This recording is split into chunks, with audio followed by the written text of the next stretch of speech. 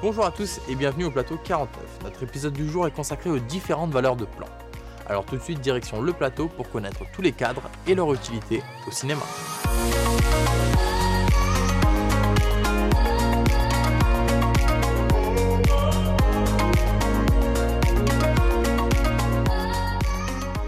Lors d'un film, les cadres choisis pour chaque plan sont choisis pour renforcer le scénario. Chaque valeur de plan a un effet différent à faire valoir. Tout d'abord, le premier plan à connaître est le plan d'ensemble. Il sert à situer l'action dans son ensemble. Souvent utilisé comme premier plan d'une nouvelle scène car il montre au spectateur le décor de l'action. Ensuite, le plan moyen est un cadre qui permet de découvrir un ou plusieurs personnages des pieds à la tête.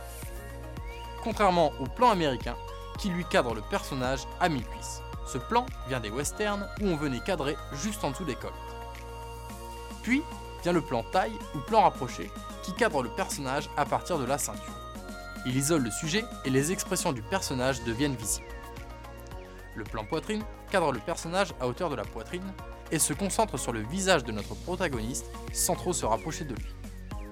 Il permet tout de même de mettre en avant ce que fait, dit et ressent le personnage.